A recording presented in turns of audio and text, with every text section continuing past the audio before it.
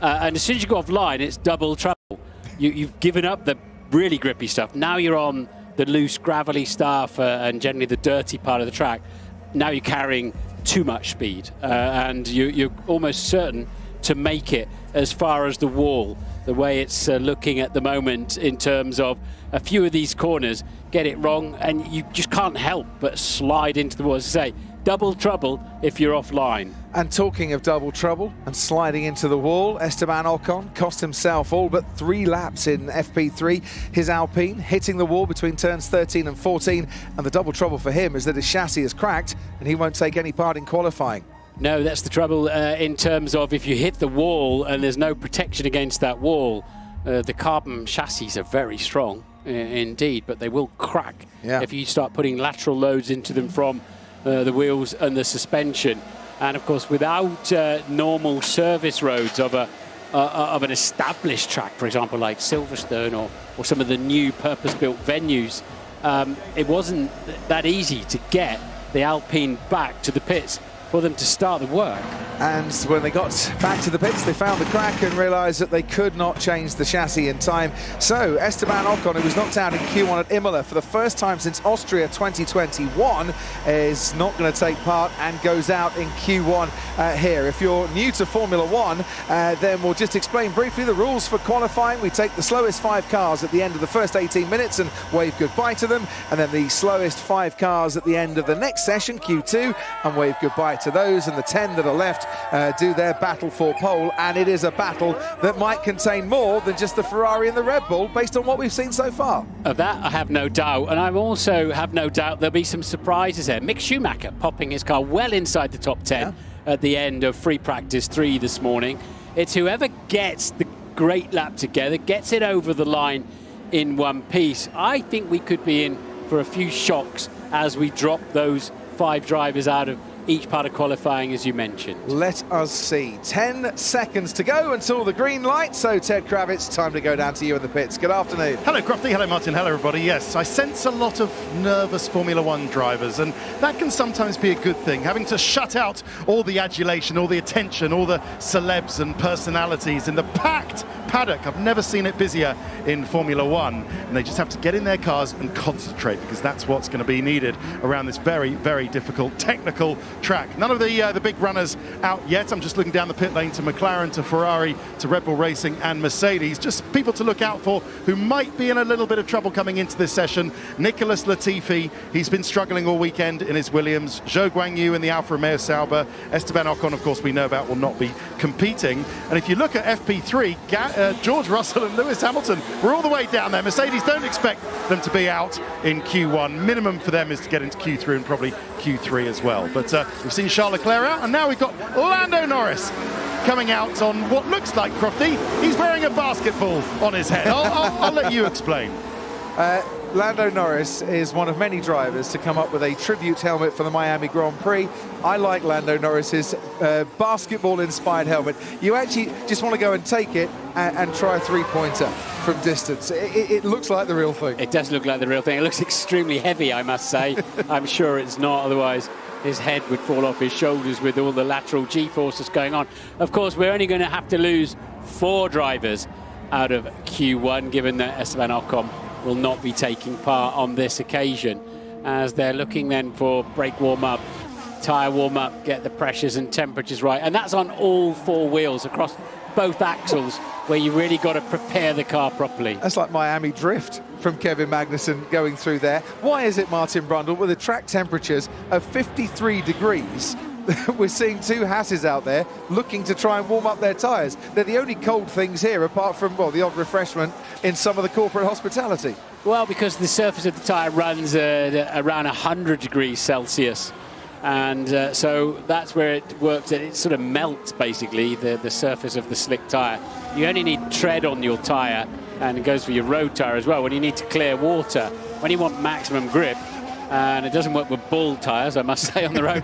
When you want maximum grip, you want maximum amount of rubber biting in to this surface that's been sort of shot blasted, really, to take it's brand new surface, but to take away the shiny, slippery bitumen out of the top of it. And we saw all the problems we had, for example, in Istanbul last time out. And so it has left one or two corners, turn 17, the final left-hand hairpin, a little bit exposed, and you will see a bit of a patchwork quilt there where they've been repairing the track over the weekend.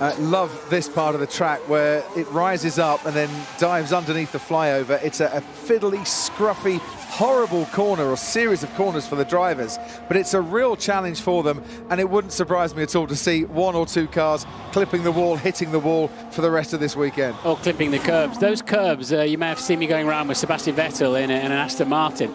They're hard to see from a road car, which is a much higher position. These guys are effectively laying down in the bath, and their backsides are against, on the ground at top speed. So you can see so much less out of these. Spotting the car, 2 metre wide car, through those curbs is not an easy job. No, certainly not. I really enjoyed that feature with you and Sebastian, proving that racing drivers, former or current, hate being passengers. It was very, very simple. Sebastian Vettel, there he is, out on the track. He's got a time of a 1:32.4 to try and chase, and he does chase it successfully. 2/10 quicker than Alex Albon. He goes fastest overall before Yuki Tsunoda becomes the first driver into the 1:31s. Mick Schumacher and Kevin Magnussen also with times on the board, and Pierre Gasly goes 5th fastest for an AlphaTauri that looks much improved on their showing in Imola last time out. Lance Stroll, next driver into the 1:31s. He's got the fastest time so far as Nicholas Latifi goes 5th fastest. These are the early times. We're going to be, what, 1:28, 1:29s, low 1:29s by the time we come for pole? You would think so. And getting out of the way there, as we saw, is not the easiest job, as Max Verstappen is on it. Sainz has gone fast, is into the 1:30s. We're certainly expecting 29s. 28 would be some kind of mighty lap when they've got it all turned up. Norris pops into second place, but the corners just keep coming at you. There's turn 7 into 8, up against the wall. 9 and 10 absolutely easily flat out in a Formula One car. It's quite a turn still there, but sweeping through, hoping nothing's the other side of it. And then you've got a very wide part of the track at the end. Spotting your braking point and where you exactly want to turn in is quite difficult here. And this right-hander around the wall just never seems to stop. You hug the wall all the way around. Now we're into the tricky bit, 11 through towards turn 16, over those curbs, and almost like a champion's wall from Montreal through the exit there, where you can bang up against the wall, as Verstappen did very early on in the first practice. You can get the DRS drag reduction system open about now down the straight, and all he's got to do now is spot the perfect braking point, about 110 meters, wasn't it, from 210 miles an hour, 330 kilometers per hour, and now steaming through these last two corners quite easily as we head for the line. What kind of time have we done? It is into the 1:30 straight away for Max Verstappen, and 6/10 faster than Carlos Sainz in the Ferrari. Sainz, who lost a lot of time on Friday by destroying a set of soft compound tyres and having a crash with the wall as well. Sergio Perez goes second fastest, half a second down on his teammate Max Verstappen. We're on board with George Russell and Lewis Hamilton, his teammate, also out on the track currently too. Pierre Gasly has had a lap time deleted for exceeding track limits. The white line are the track limits. You can't go over them, or you get a lap time deleted. George Russell with a 1:30.8 is half a second down on Max Verstappen, and that is quite close for a Mercedes to a Red Bull compared to what we've seen at other stages so far this season. What of Lewis Hamilton, just about to start a lap?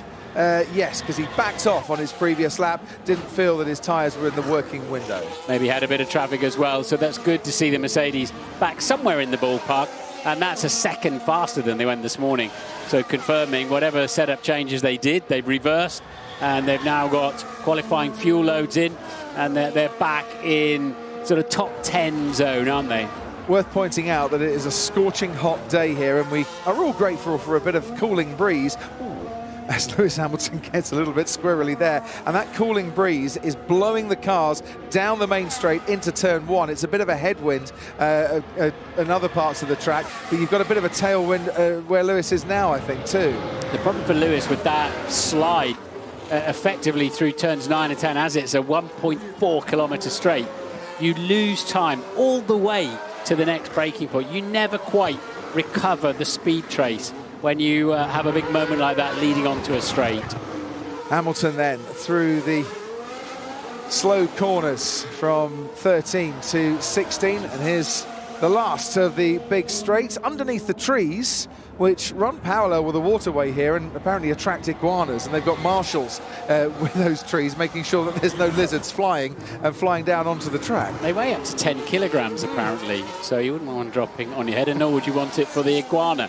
But the last two corners then are pretty easily flat out. There is a DRS zone down the pit straight as well, as you can see the rear wing open, and Lewis just popping into the top 10 with that. But we saw that he had to abandon his first attempt, and his second attempt had a nasty slide onto the back straight. 10 minutes to go, just under in this session. As ever with a street track, getting in a banker lap is more important than, say, on a track that's got lots of runoff areas, because the longer the session goes on, the more people push. As Michelle Obama, former First Lady, of course, of the United States, sat in the Mercedes garage, keeping an eye on the progress of George Russell and of Lewis Hamilton here today. The more the guys push out there, the more likelihood there is of an accident, double yellows, single wave yellows, or maybe even a red flag too that could catch you out. So wide Lewis, he was already wide on the way in through 7, and then he had to counter steer, and then he's had to brake in the middle of the corner. You just saw the front left just puffing a little bit of smoke there, and Pierre Gasly then missing the chicane altogether. So Lewis just got a little bit deep on the way in, had to turn into the steer. That walked him further wide, and then through frustration getting on the throttle on the way out of the corner, the big slide came. 8 minutes and 50 seconds to go here. We're watching Carlos Sainz, his teammate Charles Leclerc, out on the track, as is Lance Stroll, with a clock on him as well. Sebastian Vettel, Alex Albon, Nicholas Latifi down in the bottom 3, as is Valtteri Bottas, who hasn't set a lap time yet, just come out of the pits with half of this first part of qualifying to go. Esteban Ocon won't be taking part, so he is officially out of qualifying. 29.8 for Carlos Sainz through the first sector. His teammate Charles Leclerc going rather nicely too. The Ferraris showing that they've got a pace to take to the Red Bulls. Yeah, when you tell sort of local Miami folk who are really getting interested in Formula 1, yeah, we'll be doing about 210 miles an hour around the Hard Rock Stadium car park. It opens their eyes a little bit, but such is the acceleration on these cars. Both of the Ferraris on used compound tyres at the moment too. These are impressive speeds, with the DRS helping them along down the back straight for all of our cars here, and impressive times for the two McLaren drivers. Daniel Ricciardo, who's been out-qualified 4-0 by Lando Norris so far this season, just ahead of his teammate, but running second and third. Sebastian Vettel pops his Aston Martin up into 7th place. Carlos Sainz goes quickest overall. His teammate Charles Leclerc will be next to cross the line, and we can pick him up now as he blasts past our commentary boxes on the final corner and into the 129.4s for Charles Leclerc, 6/10 up on his teammate. Game on. Very, very good. And it does seem, I mean, they're all learning this track still, Crofty, and still finding their way. A lot of red flags here, a lot of drivers missing laps through Friday as well, as Verstappen then cannot answer the 129.4 of Charles Leclerc. Interesting. I also think, Martin, the track's ramping up a little bit, and being out there very, very late into the session should be the way to go for the fastest times, but it runs a risk, of course, of others scuppering your chances, as Sergio Perez moves from 7th up into 4th. And you'll notice there are clouds about here today as well, and when those clouds come over and block out the sun and reduce the track temperature, you see the times going up quite a bit as well. The qualifying cloud could be in residence today. Absolutely. You remember talking about that in the 80s, let alone the 2022s. It makes an incredible difference. You can't believe it, really, can you? But the sun at really hot tracks, the cloud comes over and you just get a little bit more engine power, a little bit more grip, and it's happy hour, or happy few minutes anyway. And happy talking from Ted Kravitz. No luck yet. Still bright sunshine in the pit lane. Lewis Hamilton's got to find at least a half a second to be sure of getting out. He's got to, Ted, I'm just going to interrupt. He's going to have to find more than that, because he's just had a lap time deleted for exceeding track limits. Once again at that chicane, he's gone over the chicane. He's had a lap time deleted.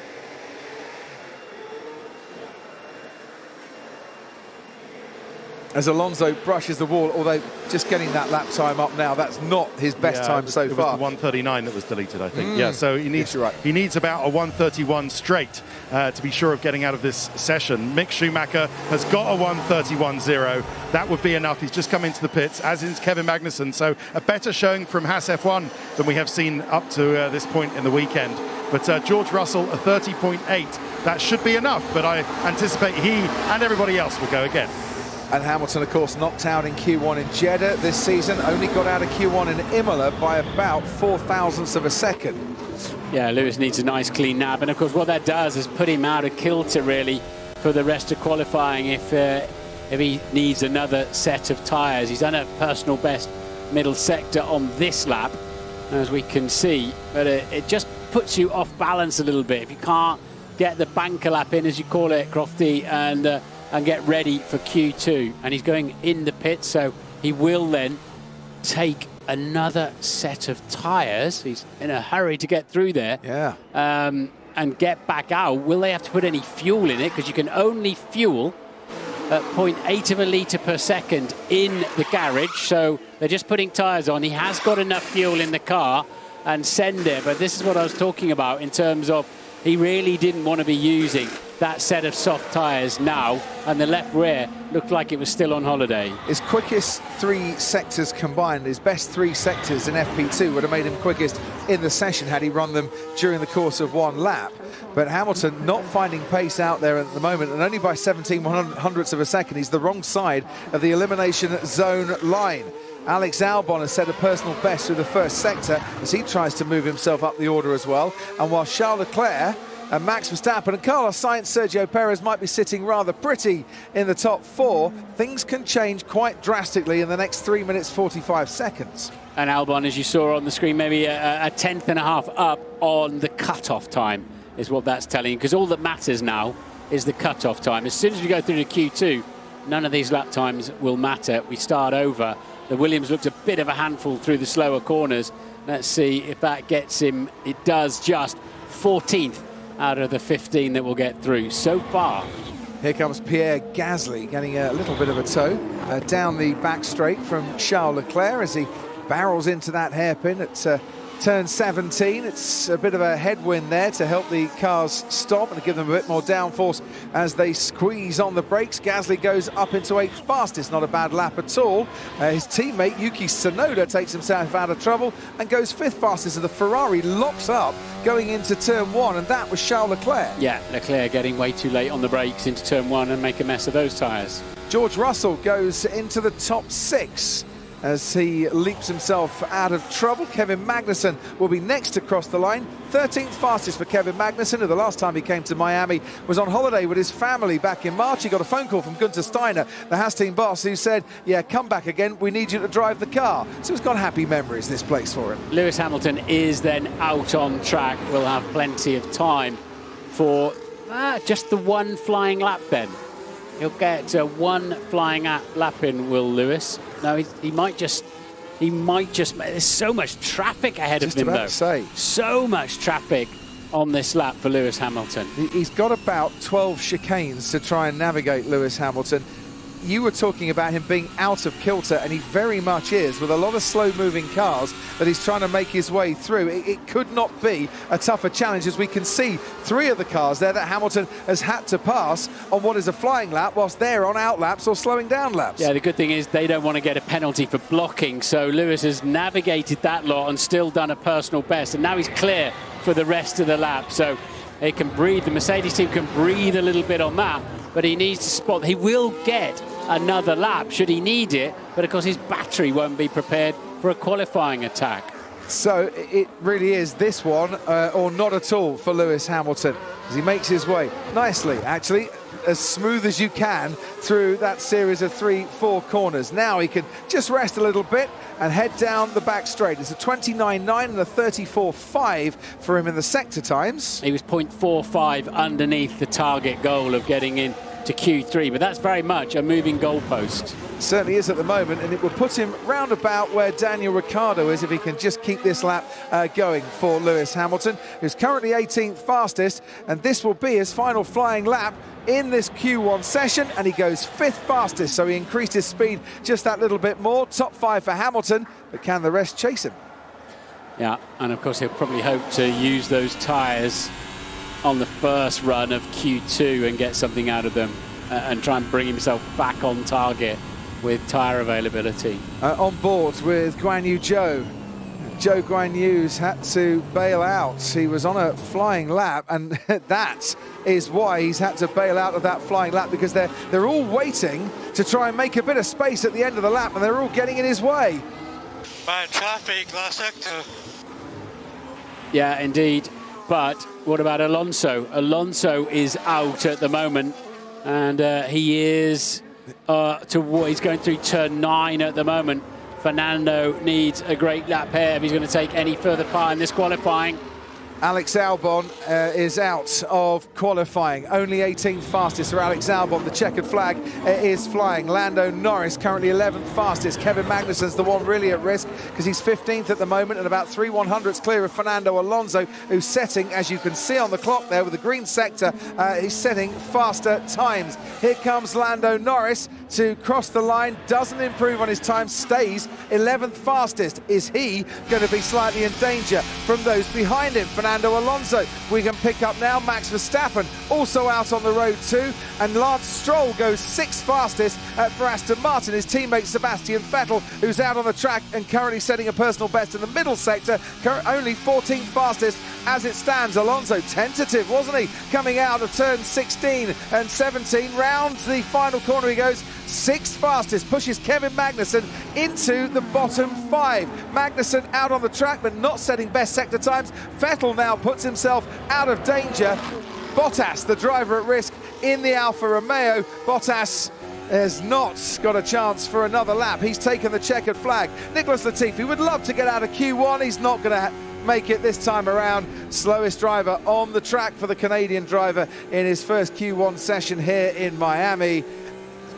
Sergio Perez right at the end goes 3rd fastest and takes a very nice time indeed, half a second behind Charles Leclerc. But with Esteban Ocon not taking part in Q1, we've lost both Williams, Latifi and Albon, Zhou Guan Yu, who was held up by traffic, and Kevin Magnussen in the Haas. Yeah, Latifi might be 19th there, but I think he needs some confidence back. He's been in the wall, hasn't he?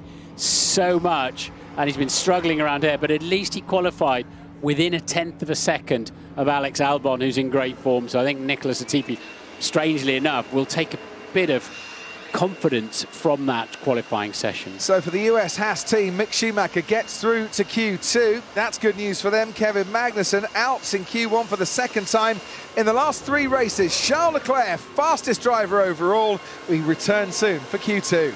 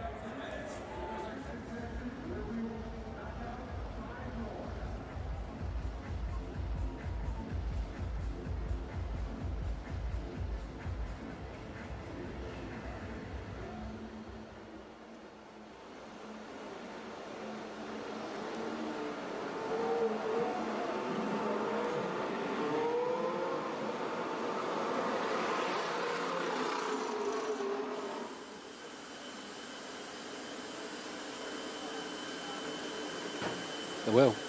Thanks.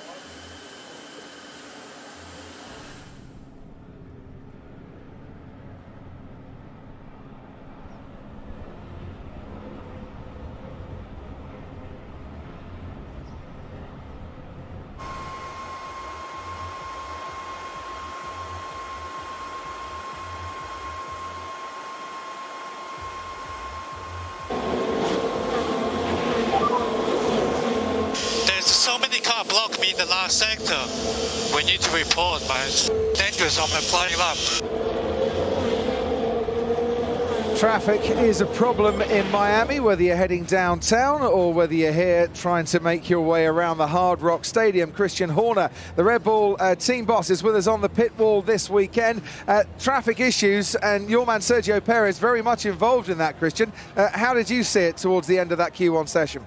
Yeah, it was getting all a bit tight there, particularly as they were gearing up to start that final lap. But yeah, both drivers got decent laps in, so navigated the first part of qualifying okay. Christian, the risk and reward ratio here is quite unusual, isn't it? You attack, but if you end up in the wall, it's game over, maybe even chassis over. How are you playing that one? Well, it's finding that compromise, isn't it? I mean, particularly with a few laps behind with Max, so just trying to give him as much track time to, you know, experiment with things, particularly at what's an all-new circuit. So yeah, but you know, you make a mistake, this circuit bites pretty hard. So yeah, particularly in these first parts of the qualifying. It certainly does. Christian, thanks ever so much indeed. Back with you after Q2. George Lucas should have been here a few days ago. It was May the 4th be with you that day. Yeah, sorry. that's why they pay you the big dollar, Crofty. Oh dear, more of those to come, and if you've missed any of the gags so far and you're a Sky Q customer, then you can press your red button. Sky Q or Sky Glass customer, press your red button and watch highlights of qualifying alongside the live action. Just press your red button. That man pointing to the Ferrari prancing horse on his shirt. I think if Ferrari get pole today, Ted Kravitz, that would go down very well. I think there's a lot of support for the Scuderia in South Florida. Do you know what? There's support for everybody. Just looking into the grandstand, Crofty, I see Mercedes T-shirts, I see McLaren hats and everything, and lots of Dutch fans as well have made the trip over, as well as a very sizable British contingent as well, haven't you noticed, around the place? Although half of them seem to be in that pool where Rachel Brooks was earlier in the show. But coolest place on the track. Yeah, certainly somebody who was cooling his heels. No, not a very good one. Not on your patch, Crofty. Yesterday was Valtteri Bottas. So impressive for him that he's actually managed to get into Q2, whereas his teammate, as we've already heard, struggled. And I have an explanation as to why we have Alex Albon, who up to this point in the weekend had been putting in some seriously impressive lap times. Yeah, was out in Q1. It's because they didn't get the warm-up, the tyre warm-up right on the out lap. So he was compromised, was Alex Albon, on the out lap. Felt that his tyres were not up to temperature, and so he suffered accordingly. But just as they passed the two Williams in the pit lane, I could see that there are some new bits on Albon's car this weekend. Not on Nicholas Latifi, he'll get them at the next race. So yeah, they are making progress, even if we couldn't see it in that session. We should talk about Mick Schumacher. Got through there. He's out-qualified Kevin Magnussen. Been going well here. He's out on used tyres for the first run in Q2. And obviously doesn't want to burn up a new set just yet, having no doubt used plenty of them to get through to this stage, but he's driving very nicely here, is young Mick. Still to reach Q3 in his career, Mick Schumacher, however, started a career best 10th on the grid in Imola after making up a couple of places during the sprint that weekend. Sadly, that was the extent of his delights in Imola. It wasn't the greatest race after making contact with Fernando Alonso at Tamburello on the first lap. Charles Leclerc has the fastest car through the low-speed corners, and Max Verstappen the fourth fastest car, losing about 0.2 of a second to the Ferrari. Ferrari going out early. Both of them are out there. They're coasting on the out lap. They want to save the life in the tyres. He's got plenty of space around him as he heads down, and you'll see it's a bit of a, this is the one I was saying, it's a bit of a patchwork quilt in terms of where they've been, we cut away from it, where they've been tidying the surface up a little bit. But I have to say it's working well. It's stuck down well, whatever they put down there, because these cars certainly put some tension into the surface of a racetrack. Yes, it's quite the vacuum that goes over the asphalt here. It's a binding glue substance that they put down onto the track just to hold everything in place. It is a temporary track. It is a street circuit. It is normally just a car park, and I think they've done a fabulous job with the design of this circuit. I'd like to order like 5,000 miles worth of it for the UK roads. We could do with that. Oh yeah. I swear my car was porpoising on the way to the shops the other day. Such were the bumps. Right, Mick Schumacher, I should say, riding over the bumps currently, and rising over the little crest here. The exit of the freeway runs across the track, which is why they needed that little elevation change, and that's neatly done out of there. Through the first sector, 29.5 for Carlos Sainz, 2/10 up on his teammate Charles Leclerc. The Ferraris on the used tyres as it stands. George Russell did a 30.2 in the first sector on this lap, a 30.0 for Mick Schumacher, and a 30.2 for Valtteri Bottas. So both Ferraris and both Mercedes are on used tyres. We know brand new ones give you that little bit of extra grip. Both the Red Bull cars are on new tyres out there. So you might see a bit more pace from the Red Bulls at this stage of the qualifying 2 session, given that they've got a fresh, shiny pair of boots on the car. 129.7 for Charles Leclerc. Mick Schumacher a 130.4. Onwards there goes Lewis Hamilton on his latest lap. Carlos Sainz, who needs a good weekend this weekend, only completed 1 racing lap in the last 2 races, just a few hundredths ahead of his teammate, fastest so far. Well, to quote the great Murray Walker, if Carlos Sainz wasn't having bad luck, he wouldn't be having any kind of luck at all at the moment. And having been, he had a 31 race finishing streak, didn't he? And then, as you say, failed to finish a lap in the last 2 Grand Prix. Yes, Mario Andretti was with us all in the commentary box as Verstappen goes quickest by half a second, and that could be solely down to tyres. There's about half a second between the new and the old soft compound tyres. And Mario Andretti saying, "Oh, your heart just goes out to Carlos Sainz," and when he says it, yeah, you know your heart should go out to him. Yeah, pressure. There's a lot of pressure in this business. I kind of think Carlos and maybe even Charles, they need to just dial it back 1 or 2%. They're brilliantly fast. They're great racing drivers, and I think, arguably, you could, it's a wonderful pairing Ferrari have got there, but they can't afford the car on the wall as frequently as this. And I don't mean money-wise. I mean the budget cap's a problem, but in terms of progress more than anything. Didn't get a run in on the soft compound tyre yesterday. Carlos Sainz put him on the back foot. Here's Lando Norris, second down on Max Verstappen, whose teammate Sergio Perez has squeezed into second place, about 4/10 down. Lewis Hamilton goes into the 1:29s, 5th fastest. The 2 Mercedes chasing a Q3 spot that evaded them last time out in Imola. First time in a long while that we hadn't seen a Mercedes in the top 10. Japan 2012, the previous race, 187 races previous to that. Wow, I thought that was never going to stop. It was a bit deep on the brakes, as it happens, for Daniel Ricciardo there. And I didn't quite talk to the apex.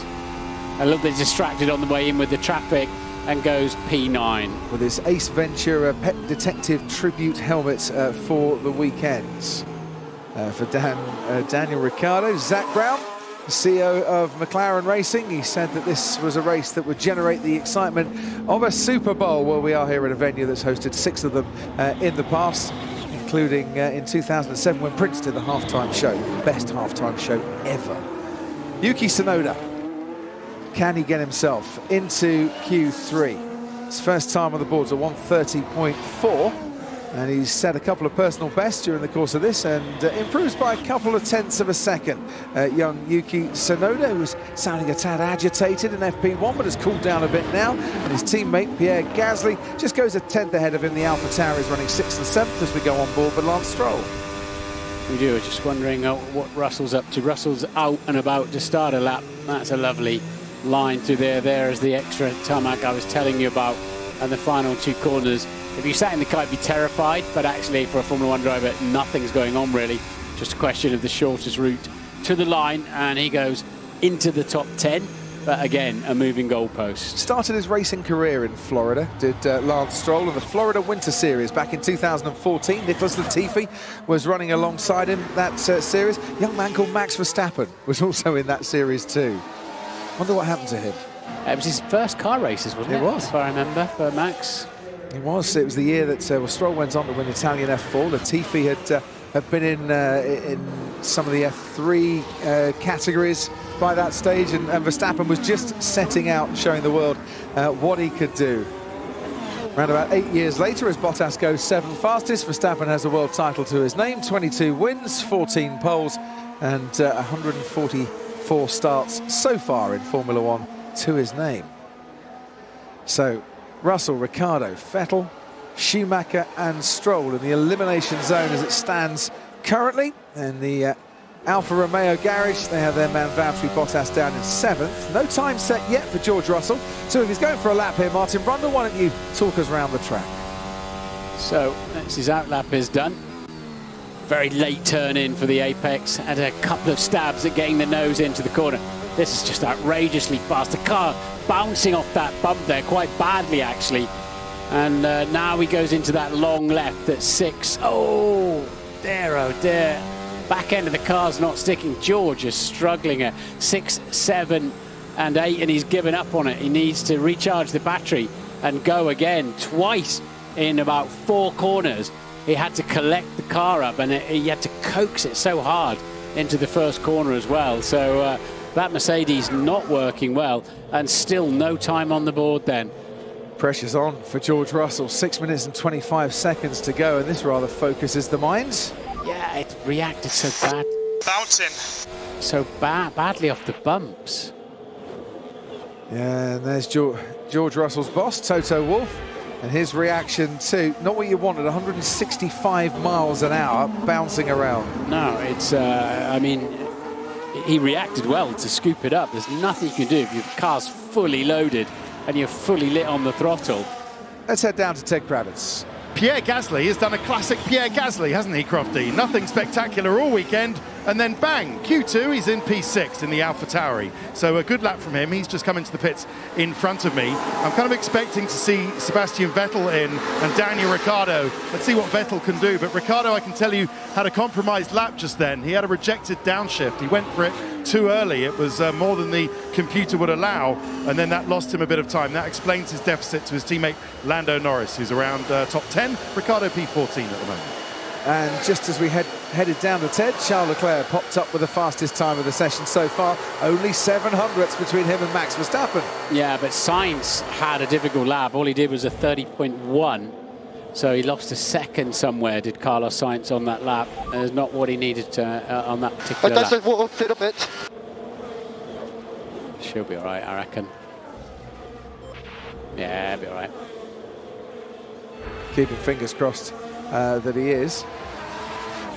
And here comes George Russell having another go, and this time he's managed to get through that tricky little combination where the car was being a little unsettled and where he had to back off from his previous flying lap. No time set so far for George Russell in terms of a competitive time in this Q2 session. But he's had the best out of the tyres now, of course, hasn't he? But, let's see what he was about a 10th up on getting through into Q10. There's the tricky bit. There's so much time to be won or lost in a slow apex corner like that. You spend so much more time, and it's not even a personal best in the middle sector. He's now 0.005 of a second outside of the top 10. It needs something pretty special. It needs to be Dan Deere on the brakes, hook the apex up, pick the throttle up, and drive for the line. There's the apex. There's the throttle. Is it good enough? Well, let's see, because Russell, Ricciardo, Vettel, Schumacher and Stroll all in the bottom 5 as it stands, and George Russell puts himself into the top 7 just ahead of Valtteri Bottas, the man who used to be in that seat at the Mercedes team. And is that enough? George Russell with a 130.1, and as it stands at the moment, Lando Norris is a 10th down and in the relegation zone, so you'd suggest possibly not. Yeah, I think that's very much at risk. George's time then. He hasn't got time to really stop in the pits and get a fresh set of tyres. Well, I'm just thinking he might need to put in a qualifying lap here to get back to the pits, change the tyres and get back out on the track to do his outlap before the checker flag. I don't think there's enough time, Crofty. I don't think there's enough time. He's only going through turn 8 at the moment, so he's a good minute from home. Got to stop in the pits and then get back out again. That's I think he might have to have another run on the same tyres. Well, here comes Lewis Hamilton then. 29.5 for Hamilton through the first sector. That's there or thereabouts on par with the best first sector time we've had from Carlos Sainz, it is, in this Q2 session. Oof, a lot of curb.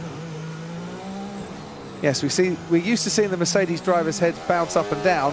That curb and the subsequent curb gave it a side to side, and look how much time he lost as a result. Yeah, the cars don't, they need to be in contact with the ground. It's so narrow through there. And you can see, I mean, we've got a much better view than Lewis has from this camera angle. Just about made the apex. This car's really hard to drive.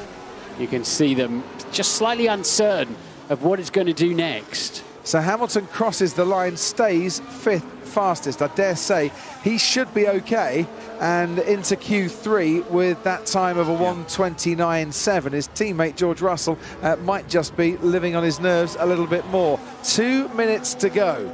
Daniel Ricciardo had a problem with the downshift. Sebastian Vettel, Mick Schumacher, Lance Stroll and the other McLaren of Lando Norris, the drivers that need to improve and do better, and they're all queuing up and forming an orderly queue at the end of the back straight into turn 17 before they can go again. And with a little bit of a waggle on, here comes Sebastian Vettel. He's got to apply everything I taught him in that Aston Martin Vantage now. He's going to get through into Q3. Well, let's see if the driver coach has worked for this one, as George Russell has not come in to change tyres. He has gone straight out, or continued on, I should say, to do another lap. He's at turn 9 at the moment. Sebastian Vettel threading his way through turn 4. Looked rather nice. Is it quick enough, though? Really hard and early on the throttle was Seb through there. And up against the wall, back end of the car, complaining a little bit, but it was okay. But he's a 1/10.5 outside the zone at the moment, and well, he's going to have to get pretty punchy then through the Mickey Mouse stuff coming up. His teammate Lance Stroll has matched Sebastian Vettel's first sector. Valtteri Bottas has gone a couple of tenths quicker in the Alfa Romeo. Bottas, who had a big crash at turn 7, the first red flag that we've had of the weekend so far here in Miami. Mick Schumacher's on a 30.0, so a 10th up on both of the Aston Martins through the first sector, as Sebastian Vettel makes his way as close to the wall as he dares to start the back straight, and he's still a 1/10 of a second down on a time he needs to get into the top 10, and that's not taking into account the likes of Lando Norris, who's done a 29.7 for the first sector, and Fernando Alonso too, both going very well indeed. Sebastian Vettel now rounding the final couple of corners to try and get himself out of the bottom 5, and he does so. 8th fastest for Sebastian Vettel. Will that be enough? He's only got in by about 600ths of a second. And look at the nervous excitement in the Aston Martin garage. Here comes Lance Stroll. He goes 6th fastest. He could be safe with that. And Russell's pitted, so he's dropped down to 8th, made that 9th. Bottas, great lap in 5th. So George Russell 9th, Sebastian Vettel 10th at the moment. Who behind him can do something about it? Mick Schumacher? Not him on this occasion. Lando Norris could, and also Yuki Tsunoda. We're on board now with Lando Norris, reaches the line, goes 3rd fastest, pushes Sebastian Vettel out of the top 10. Is George Russell hanging on there? No, he's not. Yuki Tsunoda pushes Russell out of qualifying. Pierre Gasly, the driver at risk, as his teammate goes into the top 9, and crossing the line, Fernando Alonso misses out by about 3/100ths of a second. Alonso only 11th fastest. Gasly hanging on. But can Daniel Ricciardo do something about it? Because he hasn't taken the checkered flag. He's a long way behind the others, and he's got pace, Martin Brundle. Yeah, he's 11 thousandths up on the cut-off point to get in to the top 10. So we know that the McLaren will do it. Norris up in 3rd at the moment. I think Ricciardo's, if he can get the apex of this turn 17, effectively the final corner, and a lot of traction, a lot of purchase on the way out, this has got to be a great chance then for Ricciardo to recover from 15th to only 14th. And it is so tight in the race into the top 10. He's less than 2/10 of a second down on the cars in front, but the cars in front separated by merely 100ths, and Daniel Ricciardo, big disappointment for him and the many Ricciardo fans here in Miami. He's only 14th fastest. Yeah, he lost some time in there. Oh no! I lost it in the chicane. I'm assuming he means the time. But Yeah, Ricciardo then, of course, that's now locked in. He will start 14th. The top 10 can still shuffle around in Q3, but Daniel Ricciardo will be thoroughly disappointed with that. So will McLaren. George Russell out as well in 12th. He was really fighting the car. I think Fernando Alonso will be bitterly disappointed as well. I think there's a few hard luck stories at the Hard Rock Stadium from that qualifying session. Mick Schumacher misses out, Daniel Ricciardo misses out, Sebastian Vettel, George Russell, and for the first time this season, Fernando Alonso out in Q2.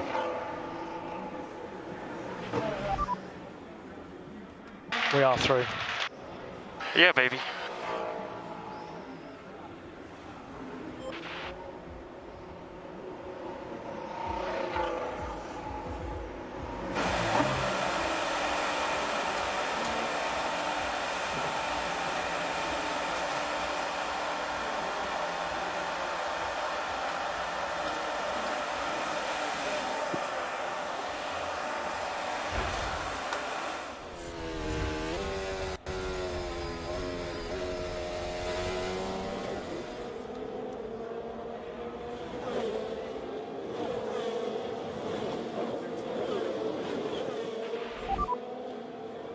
Yeah, sorry for that. I don't think that was good enough. Just don't have the confidence of the car today.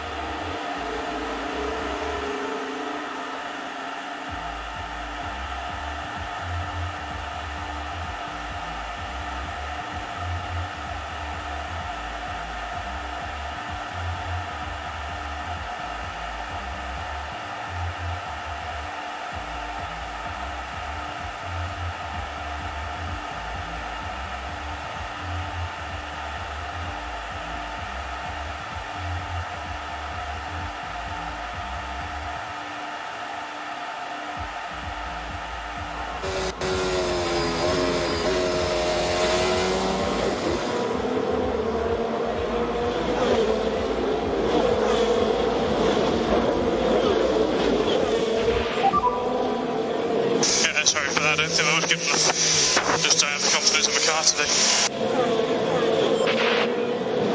George Russell there, the biggest scalp in Q2. Let's take a look. This was his first run of qualifying. And watch his hands on the wheel. This is not the George Russell and the car that we saw in FP2 yesterday when he was the quickest of anybody. Watch here as he comes up towards turn 4. I'll just slow it down. Watch him as he turns into the left-hander, gets a massive snap of oversteer there, just to the apex, puts him offline. And if you, this early part of the lap, if you haven't got confidence in what's underneath you, you're not going to be able to deliver for the rest of the lap and attack on this on the street circuit here.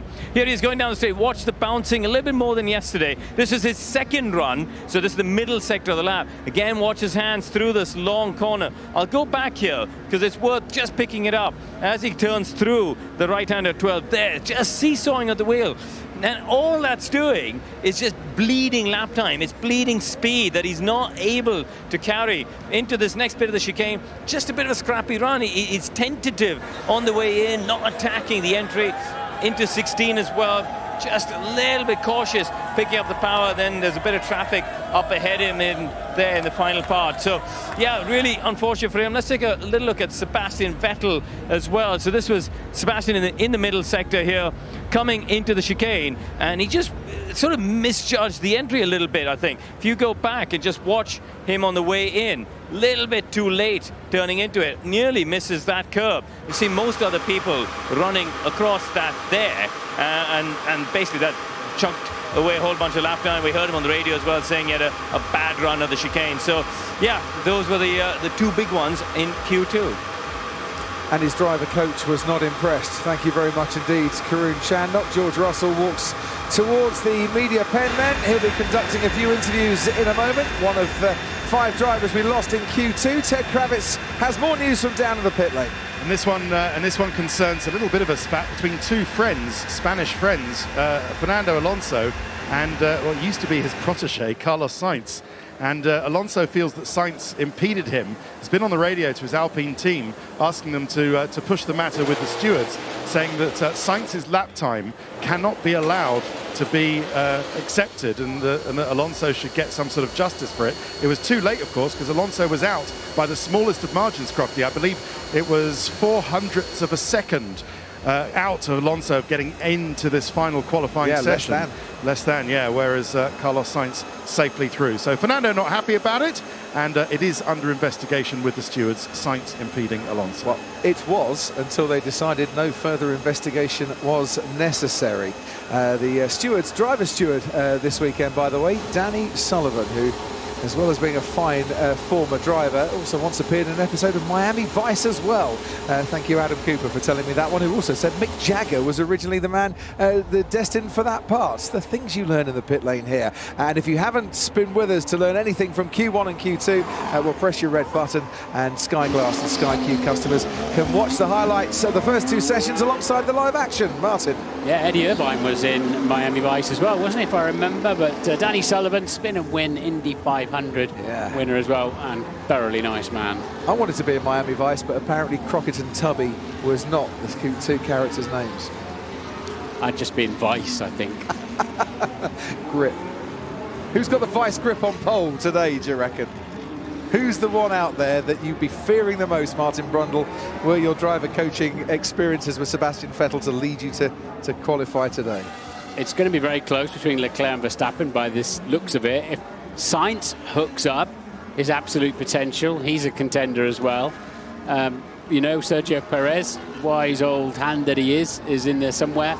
But it does appear to me that bit by bit, Verstappen is closing the gap. He got very little. He got 14 laps yesterday in total. Starting to just home in on the Ferrari. And, well, let's see what this showdown can give us. Verstappen got pole last time out in qualifying at Imola, held on to that pole by winning the sprint. So started at the head of the field twice in the last 2 races. Sprint and a Grand Prix. This man Charles Leclerc has taken 2 poles this season. Sergio Perez has been on pole, the only driver of the Ferrari Red Bull combination not to be on pole, Carlos Sainz.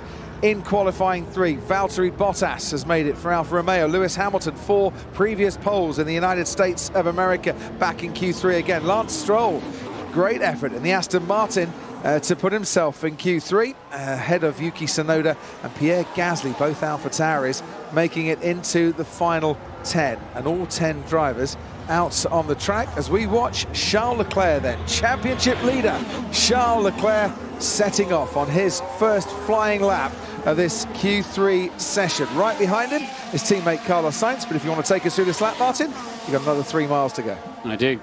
Lando Norris, Valtteri Bottas, Lewis Hamilton, Lance Stroll, Yuki Tsunoda and Pierre Gasly all on the used tyres. The Ferrari is not, and he's in the long 7 and 8 onto the back straight. And then you go past the gondolas, and there he is, sweeping through turns 9 and 10, taking the line of least resistance. Don't put any lateral load in the car if you can get away with it. Pick a braking spot and rotate the car nicely. And this right-hander then just keeps turning a little bit more than you think it's going to. A quick left-hander. Now we're into the really tight chicane section. Carrying nice speed through there, Charles Leclerc. The Ferrari quite responsive, quite light on its feet actually, for a car that's 800 kilograms with its driver.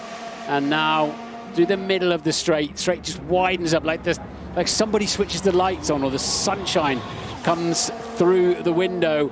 And now a little bit porpoising, you can see the car bouncing, and cranks the steering wheel on, picks up the throttle, back end of the car just dancing gently on the way out of turn 17. A bump now through 19, keeps right for the shortest run to the line, and Leclerc can't quite get in the 28, but it's a 29 flat. And his teammate Carlos Sainz just a couple of hundredths of a second outside of Charles Leclerc's time. Leclerc, only driver to have been on the front row in every single race this season, has provisional pole. Valtteri Bottas 9/10 down on the two Ferraris in his Ferrari-powered Alfa Romeo. Verstappen was a 10th up on Charles Leclerc through the middle sector, matched him in the first sector. Can Verstappen put it on pole? We are into the 128s now. It's provisional pole for Max Verstappen by 2/100ths of a second. Here comes Sergio Perez, blitzed the final sector, but didn't push it hard enough in the first two sectors. He's half a second down on the second row. Wow, we've got to fight on for pole position. I can't wait for the second runs now, because look at that. 0.08 of a second covering the top three. Perez a half a second to find. Bottas, as ever, doing a stellar job for Alfa Romeo. Lewis Hamilton there in sixth, but how close do you want your final repechage in Q3 to be? Well, that'll do nicely, won't it? Maybe not for Franz Tost, who might have expected or hoped for more from his two drivers, Tsunoda and from Gasly. So far at AlphaTauri this season, it's 3-1 in the qualifying head-to-head in Pierre Gasly's favour. So far at Red Bull, it's 3-1 in Max Verstappen's favour over Sergio Perez. And at Ferrari, it's 4-0 in the favour of Charles Leclerc. But there is the briefest of margins separating those two Ferrari drivers. And as you rightly say, Lewis Hamilton into sixth spot, third row at the moment. And when they put some new tyres on, well, let's see if he can either leapfrog Valtteri Bottas or potentially get closer to Sergio Perez. Absolutely. Lewis is doing quite nicely in this qualifying session. I think he'll be satisfied the way that's going so far. But yeah, you imagine, I mean, the only thing that's transferable between the cars are the tyres, and I think the rain lights at the back are standard fitment. Although the ECUs are standard, they've all got team software in them. So 19 corners, 3 1/3 miles, and after all that, and a million conscious and subconscious decisions and movements from the driver per lap, and there's 64 thousandths of a second between them when they get to the end of it. Brilliant, isn't it? Absolutely brilliant. So the top four all on the new tyres. The 5 Bottas down to 10 Gasly, using used tyres for that first part of qualifying. And for Lewis Hamilton, well, he's a man who's never qualified outside the top 5 in the USA. He's got one place to move up, Ted Kravitz, to keep that record alive. Indeed, he has, Crofty, and a bit of a shout out for Lando Norris as well, as you say, on the tyres that have seen some action already. I know we do have a good amount of life in these red-walled soft tyres, but you always get a couple of tenths or two off the new ones, so that's what they're expecting at McLaren. Will it be enough for Lando to jump ahead of Lewis Hamilton? We will have to see. But again, you know, after a day yesterday when he just couldn't get out on the track at all, a word for Valtteri Bottas. Yes, he's got the new Ferrari power unit in with an upgraded energy recovery system, but just delivering once again. P5 so far. Let's see where he ends up. This comes back to what I was talking to Christian Horner about, the risk rewards now, isn't it? You're going to ring it out. It is time to ring it out now and just take 2 or 3 kilometers more into each apex, 2 or 3 meters more before you brake, and just wring its neck a little bit and see what it'll give you, because it's oh so close. And a race where I think grid position and track position will be very important. Very difficult to overtake offline here. There's certainly spots to do it, but there isn't necessarily the grip as well. With that in mind then, Martin, Sergio Perez set the fastest final sector. He did that in FP3 this morning as well. Does he need to push a bit harder in the first 2 sectors, because maybe he's saving his tyres a little bit too much for the final sector? Saw him poring over the data, sat in the cockpit there. Yeah, I mean, I know how that feels when I was teammates with Schumacher and Michael Schumacher and Mika Hakkinen. Yeah, you start looking at some squiggly lines, you're like, how are they doing that? But Sergio's more than fast enough and experienced enough to handle that. But the trouble is, you can take a little bit more speed through the blind walls there of 4, 5 and 6 and spread the car down the wall very quickly. So yeah, you just need a little bit everywhere. If you go for gold somewhere, it's probably going to hurt you. Another Sergio Perez who started out in this part of the world, his first ever car race, Sebring, 2004 in the Skip Barber Championship, which is not a series I know a huge amount about. But I do think it's quite lovely that drivers returning back to Florida, Formula One returning back to Florida for the first time since 1959. We had a Grand Prix at Sebring, won by Bruce McLaren that particular day. His first win at the age of 22. I'm not putting any pressure on Lando Norris, but he's going for his first win at the age of 22 in a McLaren. Wouldn't it be nice symmetry if that could happen tomorrow? Yeah, I feel for Lando. He could have won 3 on the bounce last year with a little bit more luck.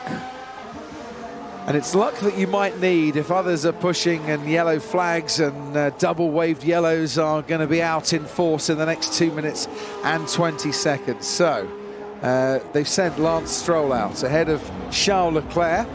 Carlos Sainz right behind his teammate. Lewis Hamilton ahead of Valtteri Bottas as they're running on the track currently. Lando Norris, then comes Verstappen, then Perez, then Gasly. This is where you earn your money and respect as a Formula One driver. The team have done their best. You've prepared the car as well as you can all through free practice. They've sent you out with exactly the right amount of fuel, new tyres, maximum amount of power.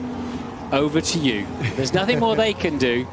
It's now about who's got the strongest head, who can keep it neat and tidy, but just carry a tiny bit more speed through those 2 curbs there that we can see and make the difference. This matters. And at the moment, it's about preparing the tyres, making sure the battery, the energy recovery system is fully charged. And those tyres, coping with track temperatures of 49.8 degrees, are hot enough to be in the right working window, to be sticky enough to give you the maximum grip as you go through the corners. Well, Max has got his teammate Sergio Perez and Lando Norris in front of him. So whether that's going to hamper exactly how he prepares, and so he's not got a clean run at it, has Max Verstappen. And whether he's looking, he won't get any slipstream from his teammate through the first few corners. Will indeed he pass him? I think they might. He does. Yeah. Verstappen passes Perez, and yes, he does. Perez lets him through. Plenty, though, of room ahead of Charles Leclerc. Lance Stroll is well on his way through turn 6 as we follow Charles Leclerc making the left-hand turn at about 168 miles an hour through turn 4. That was a little unsteady for Charles Leclerc, even though he gets the applause from the crowd. Yeah, they're just pleased to see him. He's pleased to see that corner as well. The back end of the car was trying to step out on him. But he's got pace. Yeah, he was carrying great speed with it. But his Sainz has gone even faster now. Sainz has gone 1/4 of a second faster through that first sector. 145 previous appearances without taking pole. It will be the second longest wait in F1 history if he were to do it, Carlos Sainz, and he's up on his teammate at the moment. Hamilton 2/10 up on Valtteri Bottas through the first sector. Lando Norris 1/10 up on Bottas 2. Verstappen making his way through the first sector of Charles Leclerc, now heads down that back straight, the 33.8 for him through the middle part of the lap. Sergio Perez 4/10 down on Carlos Sainz through that first sector. It looks like Max Verstappen is doing a warm-up lap, but that's why he's got a slow first sector. Sainz, though, still a couple of tenths up. Well, has Verstappen taken the flag? Let's feature that in a couple of seconds. Leclerc making his way around the final corner, goes on to provisional pole. Couldn't improve in the final sector, but did enough to get that Ferrari on pole, and it's his teammate Carlos Sainz alongside him, second on the grid. Ferrari 1 and 2 here, and Verstappen in trouble. Verstappen not putting in the first sector time, and I wonder if something's gone wrong with the car or he just wasn't in the right position or not.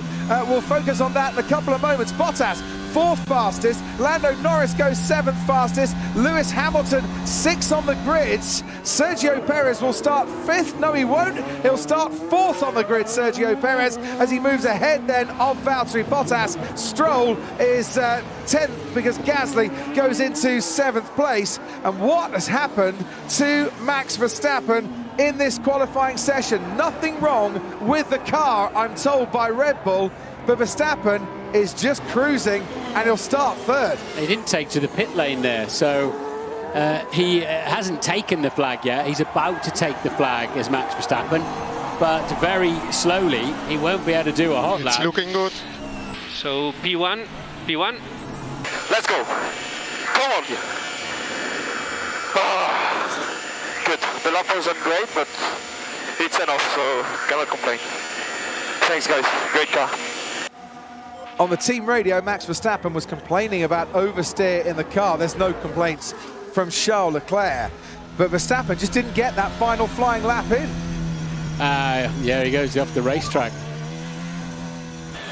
It.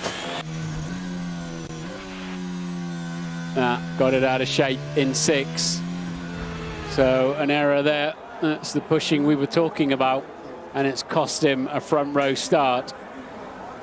And for Ferrari, looking to bounce back after the disappointments at Imola, well, this is the perfect way to start the next race. So 1-2 on the grid. Charles Leclerc and Carlos Sainz. Leclerc takes his 3rd pole position of the season. I think what Max was doing there, knowing that he's got to go to the grid, the top 3 go to the grid, he probably wasn't aware at that point that he was only just inside the top 3. He's way only halfway around the track at the moment. I think that's why he coasted across the line and not went in the pit lane, thinking he'd got to go here. And they probably weren't ready for him, but he was a long way behind and made that mistake in the first sector, and that's why Max Verstappen couldn't challenge the 2 Ferraris, who, to be fair, looked the class car, and well played Charles Leclerc, because Carlos Sainz's teammate had plenty in hand on him and was ahead for 2/3 of that lap. Yeah, he lost it all in the 3rd sector. Even at the midpoint, he was still 0.228 up, Sainz. So somewhere in the last few corners, he's lost a bit of time. But it's a nice 1-2 for Ferrari. And their first front row lockout since Mexico 2019. And the Mexican fans say Forza Ferrari here. Max Verstappen has made it to the grid. It's a 2nd career front row start for Carlos Sainz, and for Charles Leclerc. He'll be thinking to himself, right, pole position, that's rather nice. Now, all my previous career wins, where have they come from? Oh, yeah, pole position. 4 times a winner, Charles Leclerc.